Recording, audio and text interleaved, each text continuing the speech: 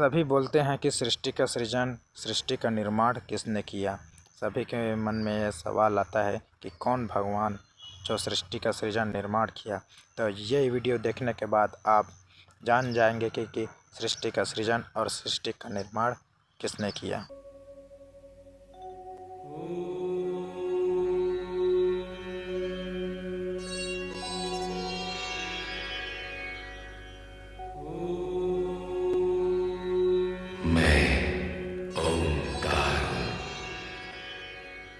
मैं तो तब की बात कर रहा हूं जब न दिन था न रात, जब न धरती थी न आकाश, जब न सूर्य था न चंद्रमा, न ऊंचाई थी न नीचाई।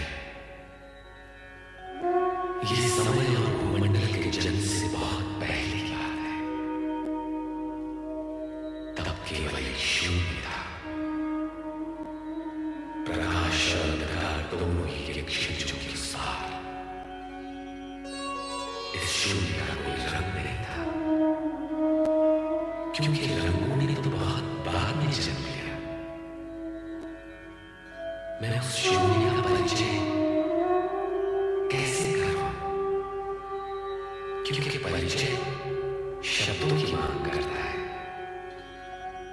और मैं भाषाओं के बनने से पहले की बात कर रहा हूं। तब की बात जब कुछ नहीं था, कुछ भी नहीं था, बस एक स्वर था जो सन्नाटे के उस अथाह सागर में बह रहा था। सन्नाटा जिसका न कोई रंग न रूप, उसके विषय में सोचना ही संभव नहीं, क्योंकि सोच तो सीमित है, समय की दूरी से बनी हुई, ब्रह्मांड की सीमा रेखा के पार जा नहीं सकती। इसलिए हे मानव जाति, अपनी सोच की चौखट पर बैठकर और आंखें बंद करके देख और मन के कान लगाकर सुन। मैं आदिनाथ हूं, आदिस्वर हूं,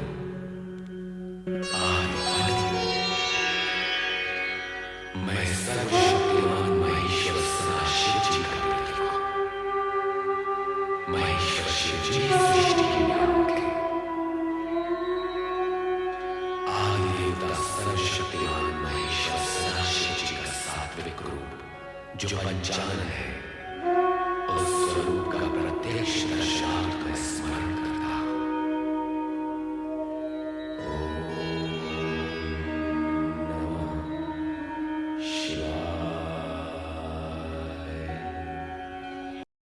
शिव और सदाशिव सृष्टि का निर्माण कैसे की और क्यों की, आइए देखते हैं आगे के वीडियो में।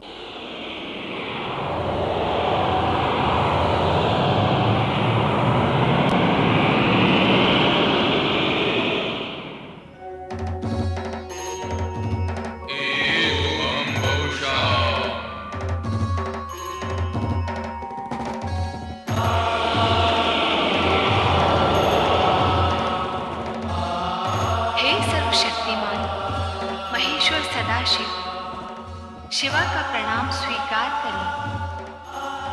हे मैंने तुम्हारा निर्माण नहीं किया, मैं तुम्हारा सृजन, मेरा तुम्हारा अस्तित्व तो साथ ही का है। तुम मुझ में हो और मैं तुम में, तुम्हारे बिना तो हो ही नहीं सकता। अतः मैं तुम्हें सादर प्रणाम करता हूं। हे सर्वशक्तिमान। हाँ, शक्तिमान तो हूं, किंतु मेरा शक्तिमान होना ही तो तुम्हारे होने का प्रमाण। यदि तुम न होती तो मैं तुम्हें शक्तिमान कैसे करूं। अतः हे शिवा, न तुम्हारे बिना मेरा संभव है, न मेरे बिना तुम्हारा होना। और इस होने और ना होने के बीच क्या है? होने और न होने के बीच है जो होने वाला है। ओम के अंकुर स्वर के बीच। हे सर्वशक्तिमान, तो ये बताइए अब हम क्या करें? क्योंकि यदि आकार लिया है तब तो कर्म करना ही होगा। तो पहले कर्म की परिभाषा बनाएं। कर्म वो है जिसका परिणाम आनंद हो। और स्वयं आनंद क्या है? सभी कुछ बनाना पड़ेगा। सुख सुख सुख, दुख दुख दुख, आनंद आनंद, प्रकाश प्रकाश, अंधकार अंधकार, जीवन जीवन जीवन, मृत्यु। इस शून्य को करना पड़ेगा। तो आइए निर्माण कार्य आरंभ करें। आरंभ अर्थात ना होने से होने का अंकुर फूटना आरंभ है शक्तिमान। तो एक और शब्द बनाएं। आरंभ अकेला क्यों नहीं? आरंभ और अंत। तो इस नवीन शब्द अंत की परिभाषा? अंत की परिभाषा आरंभ बनाएगा। तो हे सर्वशक्तिमान, आरंभ का कार्य आरंभ करो जिससे मैं अंत का अर्थ समझ सकूं। तो आइए निर्माण कार्य आरंभ करें। एवं बहुशः।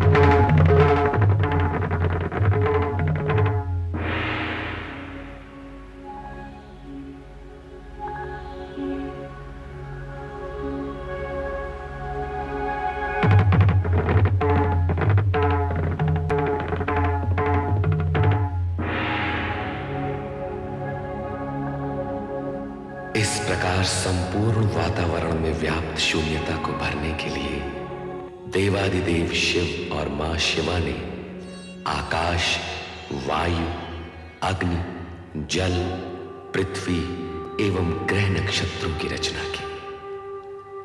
तत्पश्चात स्वयं की रचाई गई आनंदपूर्ण इन रचनाओं के परमाणुओं में लय, ताल, स्पंदन और गति को संतुलित रखने तथा सृष्टि में कल्याणकारी तत्वों का समावेश करने के लिए प्रथम 6 रागों भैरव, श्री, बसंत, मेघ, मल्हार व नट नारायण का सृजन किया। इसके उपरांत शिव शंकर व मां शिवा ने आदि नृत्य आरंभ कर अपनी रचनाओं को गतिमान और शक्तिमान बनाया।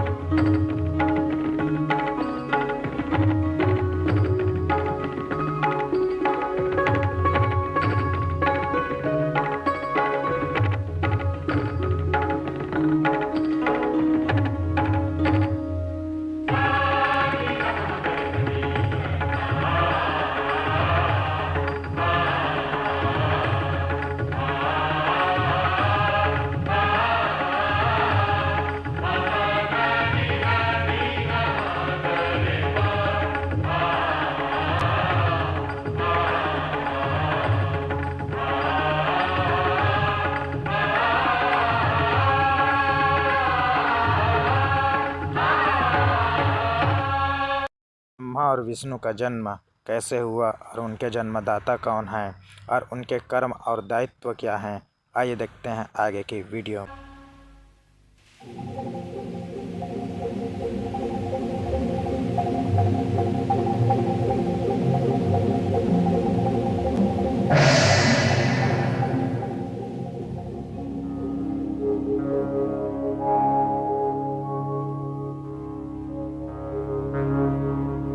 ओम नमः शिवाय।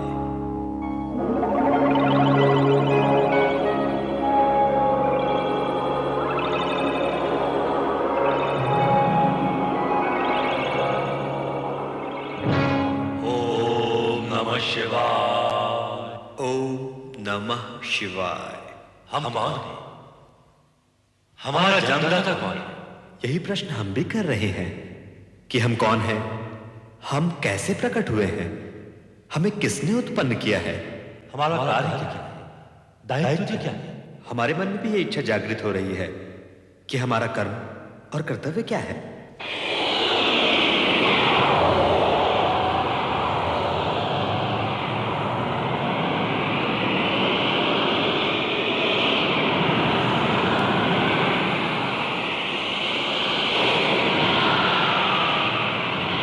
हे सर्वव्यापी चतुर्भुज श्री हरि विष्णु जी, कमल के आसन पर प्रकट होने वाले श्री ब्रह्मा जी, आप दोनों मुझ सदाशिव की सृष्टि कामना से उत्पन्न हुए हैं। मैं ही आपका जन्मदाता हूं। यदि अपने अन्य प्रश्नों के समाधान के इच्छुक हो तो इस ज्योति स्तंभ के आदि अंत का संधान कीजिए, मेरे स्वरूप में प्रवेश कीजिए, मेरे ओर छोर का पता लगाइए।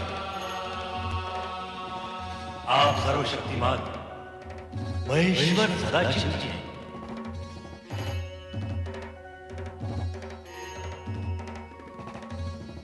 ये ज्योति स्तंभ आप ही का स्वरूप है, तो हम इसमें प्रवेश करके इसके आदि अंत का अन्वेषण करेंगे।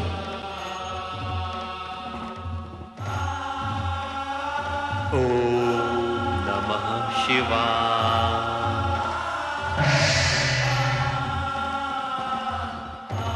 ये विष्णु जी, आप इस ज्योति स्तंभ के नीचे की छोर का संधान कीजिए। और ब्रह्मदेव, आप इसके ऊपरी छोर का पता लगाइए। अवश्य अवश्य श्री हरि विष्णु जी।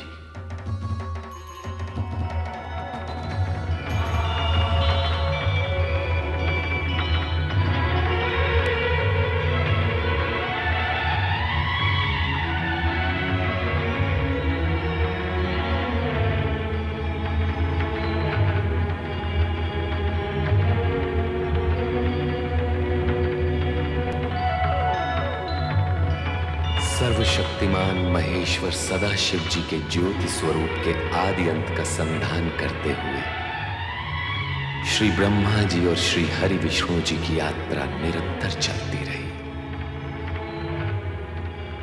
इस बीच समय का चक्र घूमता चला गया, कई युग बीत गए, परंतु श्री ब्रह्मा जी और श्री हरि विष्णु जी सर्वशक्तिमान महेश्वर सदाशिव जी के ज्योति स्तंभ के ओर छोर का पता नहीं लगा पाए। जल क्या, स्थल क्या, आकाश क्या, क्या क्या अंतरिक्ष, जहां भी देखो वही आदिदेव श्री सदाशिव की ज्योति स्वरूप से माया का विस्तार दिखाई देता है, जिसका ओर छोर पाना असंभव है, नितांत असंभव। अंत में दोनों अपने प्रस्थान बिंदु की ओर मुड़े और एक स्थान पर उनकी भेंट हुई। ब्रह्मा जी, ऐसा प्रतीत होता है कि सर्वशक्तिमान महेश्वर सदाशिव अनादि अनंत हैं। तब तो हमें संतान यात्रा छोड़कर सर्वशक्तिमान महेश्वर श्री सदाशिव से निरंतर करना होगा।